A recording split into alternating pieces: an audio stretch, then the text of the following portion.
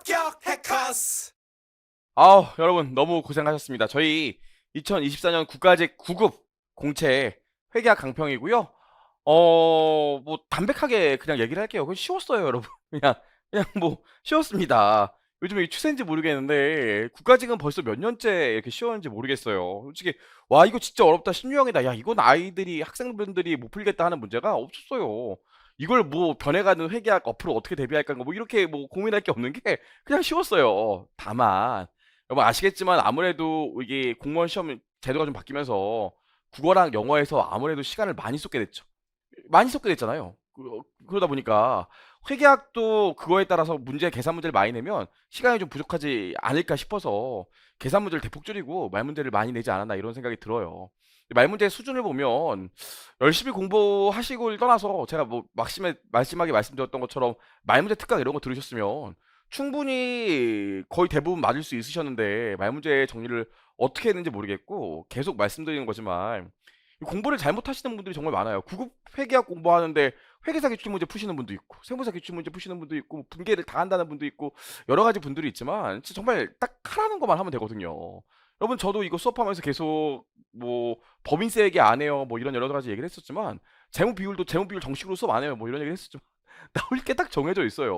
법인세 얘기 이런 거 안 나온다고요. 왜 자꾸 그런 거에 고민하십니까? 그래서 계속 얘기하는 거지만 만약에 내년에도 국어랑 영어 때문에 회계학이 이렇게 계산 문제가 줄고 말 문제가 많이 나온다면 조금 더 효율적으로 공부할 수 있을 것 같고, 그리고 강사가 시킨 대로만 하면 충분히 합격에 지장이 되지 않는 시험이 되지 않을까 이런 생각을 좀 갖게 됐어요. 그리고 하나 더 추가해서 말씀드리면 요 정도 시험 문제 푸는데 내가 점수가 지금 안 좋고 틀린 게 굉장히 많다. 그러면 사실 1년 동안 공부를 잘못하신 거일 수도 있어요. 그런 생각을 좀 하셨으면 좋겠습니다. 그렇고요. 일단 보시면 바로 시작할게요. 1번. 야, 요게 어려운 문제가 아닌데 그나마 이게 중문제였어요. 문제 보시면 미수이자에 대한 회계 처리를 안 했대요. 그럼 원래 미수이자에 대한 회계 처리를 하면 미수이자 이렇게 나오고 이쪽에 이자 수익 나오게 되겠죠. 그럼 우리 배운 대로 4분할 해보면 자산, 부채, 여기 수익, 여기 비용인데 원래는 요 회계 처리를 하면 자산이 증가하고 수익이 증가하겠죠? 근데 문제는 뭐예요? 이 오류가 재무제표에 미친 영향 아닙니까? 오류가 재무제표에 미친 영향은 오류 수정했을 때랑 방향이 반대죠. 그래서 자산이 과속계상되고 수익이 과속계상될 거고요. 자산과 수익이 과속계상되니까 당연히 자본이나 당기 손익도 과속계상되겠죠. 몇 번 있습니까? 3번이요. 그나마 상은 이번 시험에 아예 없었고요. 진짜 솔직히 말하면 아예 없었고요. 이 정도가 중요했어요. 이 정도가. 보시면 이번에 재무제표 표시에 대한 설명으로 옳지 않은 거 물어봤는데 이거는 내용을 몰라도 답이 보이지 않나요? 4번이요. 회계 기준서의 표시 방법의 변경을 요구하는 게 회계 기준서에서 표시 방법을 변경하라는데 네가 뭔데 안 바꿔? 바꿔줘야죠. 그래서 4번이 틀렸습니다. 하고요.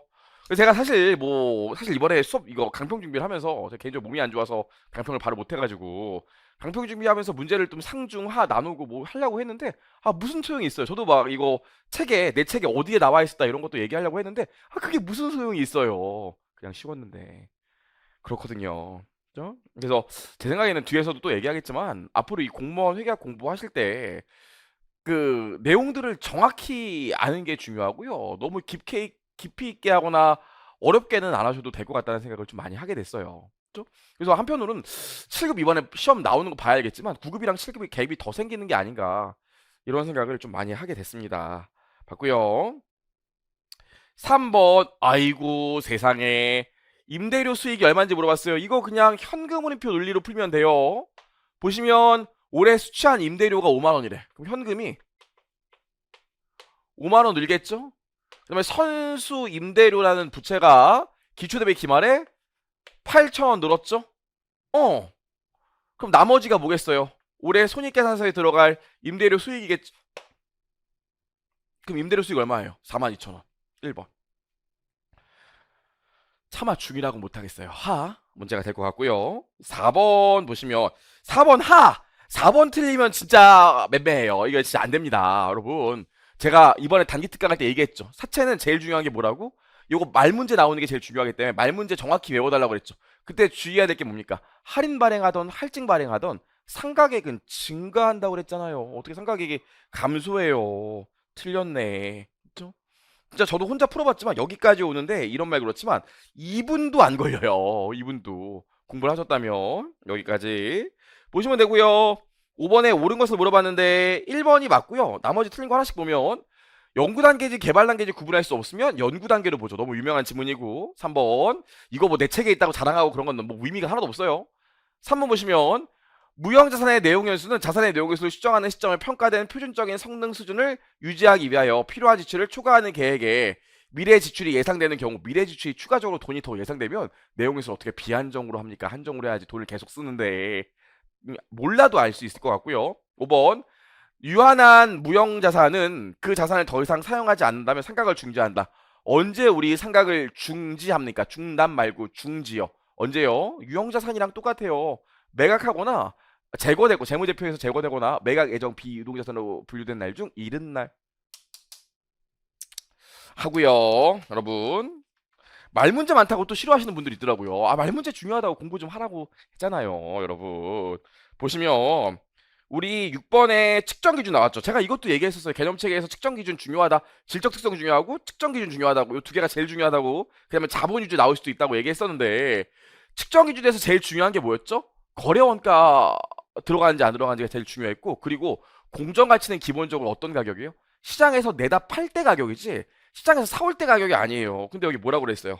자산에 매입하거나 부채를 차입할 때 유출 가격이기 때문에 공정 가치는 자산을 매도하거나 부채를 상환할 때 가격이에요. 답이 탁 보여야 될 텐데 여기까지 봤고요. 이것도 7번 보시면 손익계산서에 대한 얘기가 나와 있는데 여러분 손익계산서에서 중요한 게 몇 개 안 돼요.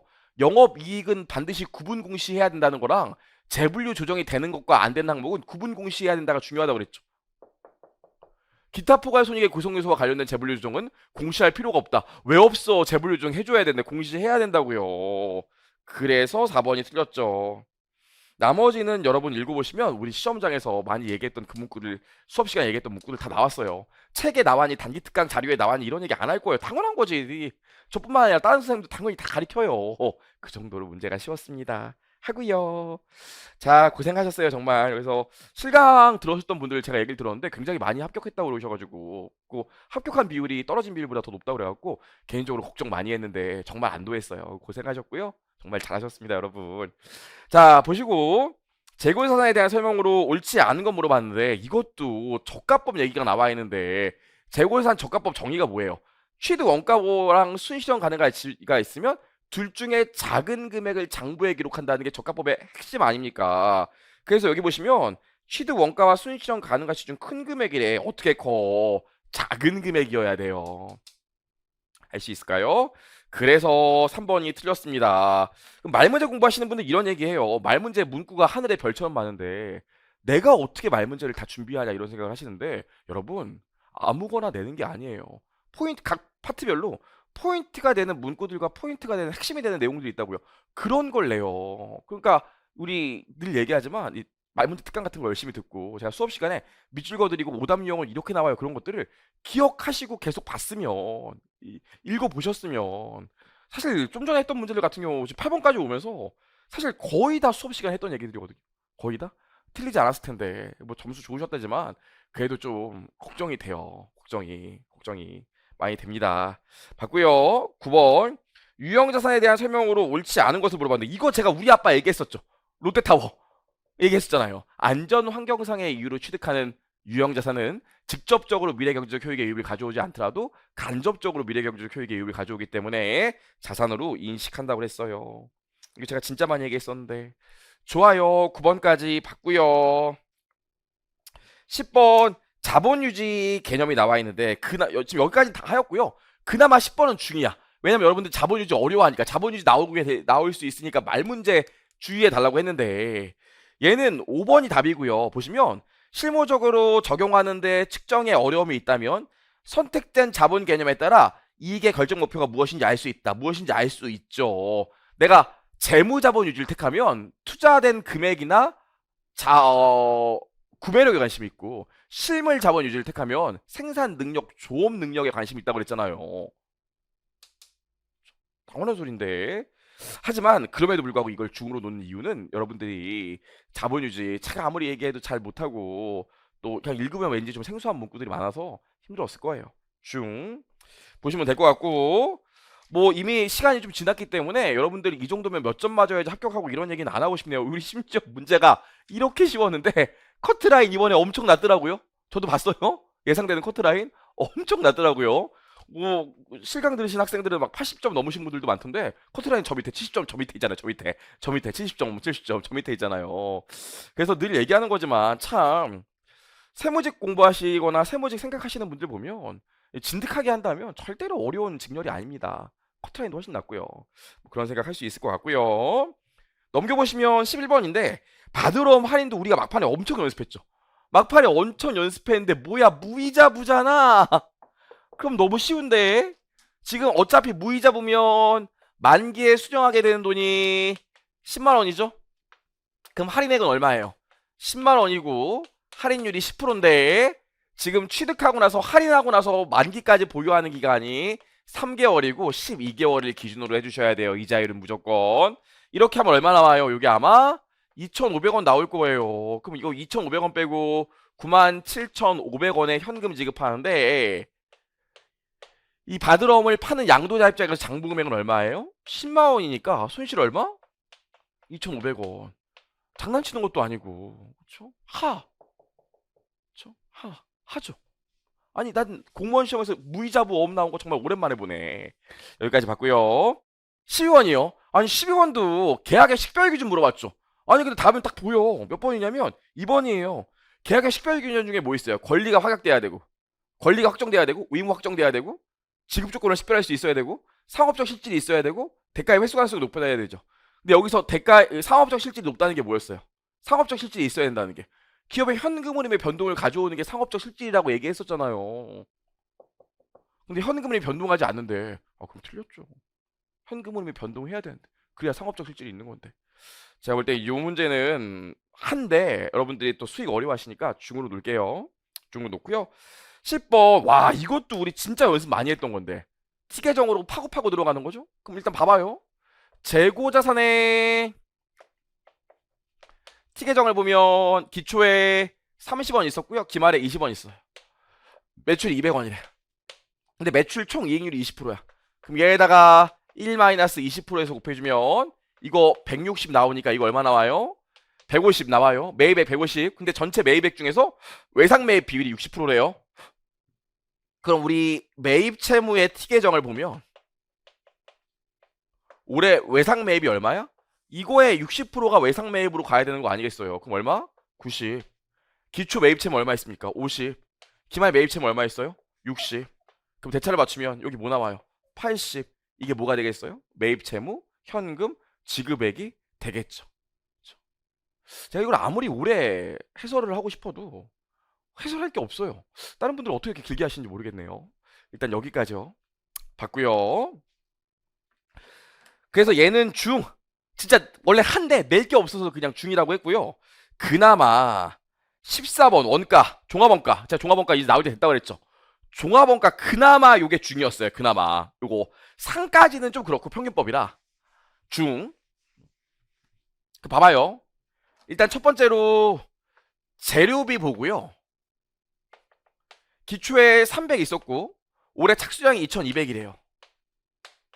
근데 기말에 얼마 남았대?